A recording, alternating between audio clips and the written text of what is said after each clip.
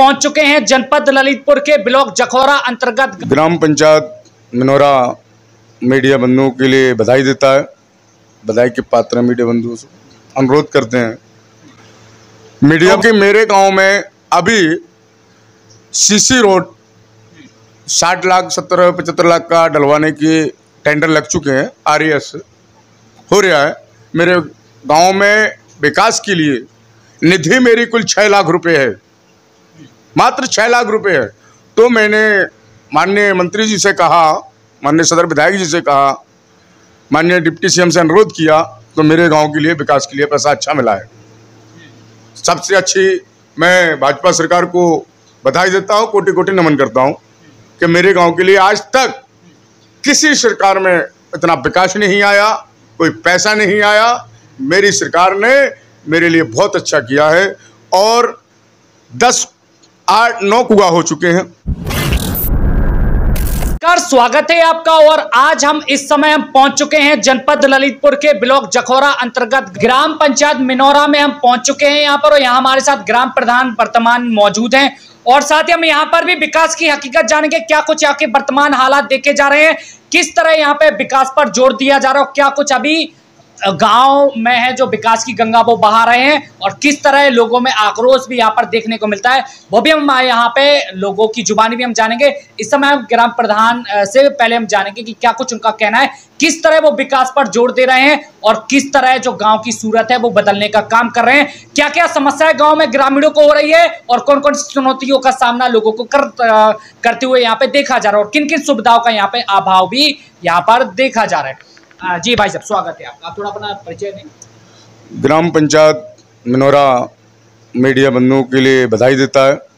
बधाई के पात्र मीडिया बंधुओं से अनुरोध करते हैं मीडिया बंधुओं से कि वर्तमान मेरी बाबा जी की सरकार, माननीय बाबा जी को बधाई कोटि कोटि नमन करते हैं।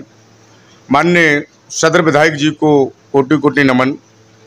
माननीय हमारे डिप्टी CM केशव प्रसाद मौर्य जी को कोटि कोटि नमन करते हैं, बधाई देते हैं, स्वागत करते हैं, अभिनंदन करते हैं। क्योंकि मेरे गांव में अभी सीसी रोड 60 लाख 70-75 लाख का डलवाने के टेंडर लग चुके हैं। RES हो रहा है। मेरे गांव में विकास के लिए निधि मेरी कुल 6 लाख रुपए है, मात्र 6 लाख रुपए है। तो मैंने माननीय मंत्री जी से कहा, माननीय सदर विधायक जी से कहा, माननीय डिप्टी CM से अनुरोध किया, तो मेरे गांव के लिए विकास के लिए पैसा अच्छा मिला है। सबसे अच्छी मैं भाजपा सरकार को बधाई देता हूं, कोटि कोटि नमन करता हूं कि मेरे गांव के लिए आज तक किसी सरकार में इतना विकास नहीं आया, कोई पैसा नहीं आया। मेरी सरकार ने मेरे लिए बहुत अच्छा किया है और 10, 8, 9 कुआं हो चुके हैं लघु सिंचाई विभाग से, वो भी सरकार की धारा के हिसाब से, विचारधारा के हिसाब से। और सिंचाई मंत्री जी लोकप्रिय नेता हैं, उनने भी जो आश्वासन दिया था कि बेटे आपके कुआं हो जाएंगे, तो पूर्ण रूप से मेरे कुआं ठेकेदारों ने करवाए हैं, अच्छे कुआं हैं। आप लोग ना मानो तो वहाँ कुआं के जाके देख सकते हैं कि कितनी अच्छी बंदाई हो रही है, क्या कमी है कुछ। अगर हम बात करें यहाँ पे पहले क्या स्थिति यहाँ पे हुआ करती थी, आज क्या क्या स्थिति यहाँ पे देखने को मिल रही, किस तरह पहले जो व्यवस्था है वहाँ पे चरमरा गई थी और आज किन किन चीज़ों को आपने दुरुस्त कराने का काम किया? देख लीजिए, हैंडपम्प में हमारे सही चल सुरक्षित है। मैं हैंडपम्प मिस्त्री हमेशा लगाए रहता हूँ। आप विकास देख लीजिए, जो भी विकास किया है चरण जमीन पर होता है, बाहर तो होता नहीं है, धरातल पे दिखता है। पेवर ब्रेक्स मैंने करवाए, धरातल पे दिख रहे होंगे। 2 साल का जो मेरा कार्यकाल हुआ है अभी, उसमें जितना ही काम बना है मैंने करवाया है। अभी पंचायत भवन देख लीजिए, मेरा बहुत अच्छा बनाया कि खराब बनाया, वो क्वालिटी बताएगी। बाकी प्राइमरी स्कूल में टाइल्स लगवाई है, उसके लिए देख लीजिए कि कैसा धरातल पे काम हुआ है कि ना हुआ है। हमारा धरातल पे काम है अच्छा करने की और हमारी बहन बेटी की इज्जत सुरक्षित है भाजपा सरकार योगी जी की नेतृत्व में। बाकी अगर हम बात कर लें धरातल के मौके की, नाला नालियों, बरसात का समय आने वाला है कुछ ही समय में, कुछ ही दिनों में, तो उसके लिए क्या अभी तैयारियां, जो कि लोगों को समस्याओं का सामना ना करना पड़े, पानी गंदा जमा ना हो, नाली ना बजाय जमा ना हो, नाली गंदा पानी घरों तक ना पहुंचे, तो इसके लिए क्या कुछ अभी तैयारियां ये जो देखने को ना मिले? देखिए, हरजन बस्ती में मैंने एक नाली बनवा दी है और एक पेवर ब्रश करवा दिया है। कोई आज तक की नीति तक आज भी एक भी विकास नहीं हुआ था, ना नाली बनी थी, ना कोई पेवर हुआ था। एससी मोहल्ला में करा दिया। यहाँ मैंने एक पेवर गांव के पास कारसदो मंदिर के सामने से बावरी वाली रास्ता में इतने खसते थे, घूटन चला जाता था इंसान, वो करा दिया है। PNW 40 मेरा दिखवा लीजिए, बहुत अच्छा काम नहीं हुआ हो। तो मैं तो चाहता हूँ कि अगर मेरी कहीं कमी है तो मेरे ऊपर प्रशासन, मीडिया बंधु दबाव दे सके। अच्छा, तो बाकी अब ये तो हो गई, आपने अपने विकास बताया, आपने कहाँ कहाँ आपने करवाया। अब बाकी अगर हम बात करें तो अभाव अभी कहाँ, क्या कुछ सबसे जो बड़ी समस्या अगर आपके गांव में अभी वर्तमान में देखी जाए, अगर लोगों के नजरिए से देखी जाए, आपके ग्रामीणों के नजरिए से देखा जाए, तो किस तरह आप उसको दूर करने का काम करेंगे और क्या समस्या सबसे बड़ी आपको अभी नजर आती है जो कि उसको भी दूर करने का काम करेंगे? देखिए, नजरिया तो ऐसा है कि अब सबका भला कोई नहीं कर सकता है। कोई आदमी आएगा जिसका इतना मेरे सहयोग होगा, मैं करने के लिए आधी रातें पूर्ण रूप से सहयोग हूँ। और कोई दुखी आदमी, बीमार, अगर किसी की बेटी की शादी है, जो मेरे मदद बनेगा तो मैं चरणों पखाड़ने के लिए जरूर जाता हूँ। सरकार लगातार काम कर रही है, घर घर शौचालय बनाने का भी काम कर रही है, लोग बाहर ना जाए, गंदगी ना फैले उससे, और यहाँ तक कि घर घर के अलावा गांव में भी एक सार्वजनिक शौचालय बनाने का भी काम कर रही है। अगर कोई नहीं जाना चाहता तो आप वहाँ पे भी इस्तेमाल कर सकते हो। तो क्या ये चीज़ें आपके गाँव में भी देखी जा रही है? हाँ, समुदाय शौचालय बना है और समुदाय शौचालय बनवा दिया था। अब भाई हरजन बस्ती के वे कहते हैं कि मेरे खाते में डालो, मेरे समूह में पैसा डालो, वे कहते हैं मेरे समूह में पैसा डालो। तो इसके अलावा और समुदाय शौचालय सही ढंग से नहीं चला रहे हैं वे लोग, लड़ने चाहते हैं। तो बताइए किसके खाते में अभी मैंने पैसा डाला था एक बार का, तो अभी तक वही पैसा खत्म नहीं किया उन लोगों ने, तो मैंने पैसा डालना बंद कर दिया। अच्छा, थोड़ा सा लोग ये भी जानना चाहते हैं कि चूंकि लोग, सरकार है घर घर शौचालय बनाने का तो वो काम कर ही रही है, फिर गांव में एक सामुदायिक शौचालय क्यों? इसलिए कि जैसे समुदाय शौचालय तो पहली बात नहीं होना चाहिए कि घर घर शौचालय बन गए हैं, तो ये हमारी समझ में नहीं आया। जो सरकार की मंशा है तो प्रधान लोग करेंगे, सरकार की मंशा जो होगा उसके हम अधीन है। बाकी अगर हम पेयजल व्यवस्था की बात कर लें, कई जगह ऐसी स्थितियां वहां पे देखी जाती है कि पेयजल व्यवस्था भी वहां पे चरमरा गई है, तो क्या आपके गांव में भी ये हालात देखे जाते हैं? नहीं, हमारे यहाँ तो वैसे पेयजल की व्यवस्था अच्छी है और खूब हैंडपम्प पर्याप्त है, 20 हैंडपम्प है, छोटी सी ग्राम पंचायत है। अच्छा, जनसंख्या की बात करें तो कितनी जनसंख्या आपके गांव में लगती है? जनसंख्या ज़्यादा से ज़्यादा परसिमन पहले हुआ था, जब भी हुआ हो तो जब तो कुल 1500, 2500, 2000 किलोमीटर, 1500 किलोमीटर में, अभी कम से कम 3000 जनसंख्या है। विद्युत व्यवस्था, उत्तर प्रदेश सरकार ने भी कह दिया कि अब तो उतनी ज़्यादा बिजली की कटौती नहीं होना चाहिए, पर्याप्त मात्रा में लोगों को बिजली मिले, तो क्या आपके गांव में अभी ये चीज़ देखने को मिलती है? बिजली क्या मिल पा रही है? देखिए, बिजली तो वैसे ऑन करते हैं, समय से आ जाती है, कभी कभी नहीं आती है, लेकिन सरकार, बाबा जी की सरकार में, वित्त मंत्री जी की सरकार, वित्त मंत्री जी हैं जो हमारे भाजपा सरकार के, बहुत अच्छा तुर कर रहे हैं, बिजली की अच्छी समस्या चला रहे हैं। और कभी कभी जैसे अब ताल माल टूट गया, तत्काल में तो नहीं हो पाता है। किसानों के लिए क्या प्रयास कर रहे हैं? सरकार भी लगातार प्रयास कर रही है, आपके द्वारा क्या प्रयास किया जा रहा है कि उनको सारी योजनाओं का लाभ सीधे उनको मिल सके? देखिए, सरकार लाइट की अच्छी सुविधा दे रही है वैसे, और 24 घंटे में कम से कम 2-3 घंटे लाइट नहीं रहती है, और वैसे पूर्ण रूप से लाइट रहती है। किसानों के लिए सम्मान निधि हो गई, कई योजना है जो सरकार चला रही है, बीमा से संबंधित भी सरकार लगातार काम कर रही है, तो उसके लिए क्या स्थितियां अभी आपके गांव में देखी जा रही है? देखिए, किसान सम्मान निधि के लिए हमने मैदानी भी जो डंका होता है पिटवा दिया था, कैंप लगवा दिया है।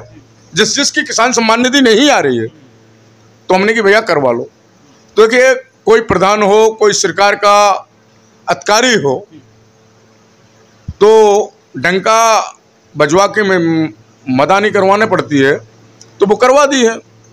अब ना जो जिसका नहीं हो तो वो आदमी नहीं गया हो तो मेरा क्या बस, क्या कर्मचारी का बस, क्या सरकार का बस। अगर जैसे कोई छूट जाता है या हो सकता है कि उसके पास सूचना नहीं पहुंचा कि कोई यहाँ पे कैंप भी लगाया जा रहा है, तो जो रह गए हैं उनके लिए क्या किया जा रहा है आपके द्वारा? क्या आके सीधे आपसे के कार्यालय में या क्या कुछ सीधे विभाग जाएं, क्या कुछ रहेगा? देखिए, उस विषय में हम ये कह सकते हैं कि यदि आप ऑनलाइन कराइए, खाता खुलवाइए अपना किसान सम्मान निधि के लिए, ऑनलाइन करा दीजिए जन सूचना केंद्र से। इसके अलावा जो कहीं हलचल आ रही है तो हमारे लिए बताएं, हम अपने अधिकारी को बताएं। सरकार ने अब तो ऑनलाइन जो करवाने का सिस्टम भी अब तो गांव में कर दिया है, तो लोग बाहर क्यों करवाएं फिर?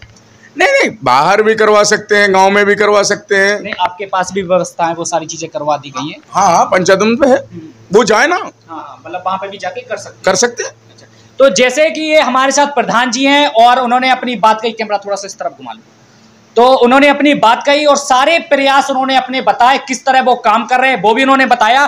जो भी समस्याओं से लोग जूझ रहे हैं उनको फिर भी अगर कोई परेशानी, कोई कठिनाई और अगर जो भी बात अगर उनको समझ नहीं आती है तो वो सीधा आके इनके कार्यालय में आके संपर्क कर सकते हैं। जैसे कि उन्होंने कहा कि किसानों के लिए वो लगातार काम कर रहे हैं और जो कैंप भी लगातार लगवा रहे, किसी को सम्मान निधि योजना का लाभ भी नहीं मिल पाता है। किसी कोई आवेदन किसी का ऑनलाइन करवाना तो पहले दूर दूर तक लोगों को जाना पड़ता था, भागना पड़ता था, तो वो व्यवस्था भी, जैसे कि उन्होंने कहा कि ऑनलाइन की व्यवस्था भी हम लोग ने यहाँ पर करी हुई है, जो कि यहाँ पे निःशुल्क सभी गाँव में और शायद यहाँ पे भी वही चीज यहाँ पे करते हुए देखी जा रही होगी। तो क्या यहाँ पे भी वही निःशुल्क जो ऑनलाइन जो? हाँ, बिल्कुल निःशुल्क है। अब अगर हम बात कर लें कि जनपद ललितपुर से लगभग आपका 20 से 25 किलोमीटर की दूरी यहाँ पे पड़ती है। तो अगर जैसे कोई महिला है या कोई पुरुष है, आपके ग्रामीण हैं, अगर स्वास्थ्य से संबंधित तो क्या कुछ यहाँ पे व्यवस्था यहाँ पे देखी जाती है? कोई बीमार हो जाता है, प्रसव वाली महिलाएं होती हैं तो? देखिए, 100 माननीय योगी जी की सरकार, माननीय मोदी जी की सरकार में 108 नंबर चलाई गई है, तो उससे बहुत अच्छा लाभ मिल रहा है। तो क्या आपको नहीं लगता है कि आपके गांव में भी इतनी दूरी पड़ती है, कोई लेट ना हो जाए, एम्बुलेंस में भी थोड़ा सा हो सकता है टाइम लग सकता है? देखिए भाई, हम तो प्रयास कर रहे हैं कि मेरे गांव में अस्पताल का मैंने पत्र लिखा है, माननीय डिप्टी सीएम जी को पत्र दिया था कि हमारे यहाँ कोई अस्पताल करवा दिया जाए, क्योंकि विकासखंड जखौरा हमारा 12 किलोमीटर पड़ता है, 25 किलोमीटर मेरा जिला ललितपुर पड़ता है। देखिए, मंत्री जी का आश्वासन तो मिला है कि हम आपको अस्पताल करवाएंगे। शिक्षा के साथ साथ खेल कूद पर भी ज़्यादातर सरकार ध्यान दे रही है और हो सकता है कहीं कहीं देखा भी है, नज़ारा जा रहा है। तो बच्चों के हिसाब से भी अगर देखा जाए, एक्टिविटी भी उनके लिए होना बहुत ज़रूरी है। तो क्या खेल कूद के लिए क्या कुछ अभी गांव के लिए आपके द्वारा प्रयास हो रहा है? देखिए, खेल कूद के लिए तो मैंने अभी तक नहीं सही मांग की है। सत्य बोलता हूँ, झूठ बोलने का प्रयास नहीं करता हूँ। खेल कूद के लिए मैंने कुछ नहीं मांगा है। मैंने मात्र अस्पताल, स्कूल, बच्चों की जो शिक्षा है, शिक्षा पे हमारे मास्टर अध्यापक हैं, जो महिलाएं आती हैं, हमारी बहन जी तो बहुत अच्छी पढ़ाई कर रही हैं। हमारा नंबर जिला पे 1 पे है।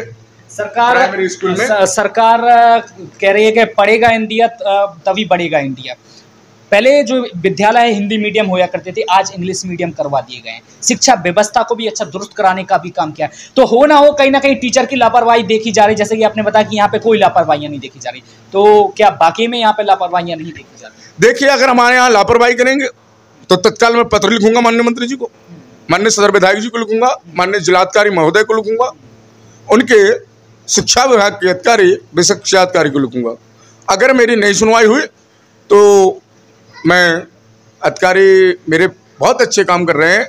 2 स्कूल हैं, जूनियर हाई स्कूल है, इंग्लिश मीडियम प्राइमरी हो गया है, उसमें शिक्षाबंदी से लेके कर्मचारी से लेके बहुत अच्छा काम करते हैं, बहुत अच्छा पढ़ाई करते हैं, बहुत अच्छी पढ़ाई हो रही है मेरे स्कूलों में। कोई व्यवस्था गंभीर नहीं है। और मेरे बच्चे हैं, मेरे खुद के भाई, बड़का लड़का जाता है, लड़की जाती है, भतीजा जाता है, तो यही पढ़ते हैं। तो इन्होंने, प्रधान जी ने अपनी बात रखी और किस तरह वो गांव में विकास ला रहे हैं वो भी उन्होंने बताया, और किस तरह हर एक मूलभूत सुविधाएं लोगों को मिल सके, इस पर भी उन्होंने अपने सुझाव दिए और अपनी बात रखी, और किस तरह गांव की सूरत बदलने का काम कर रहे हैं।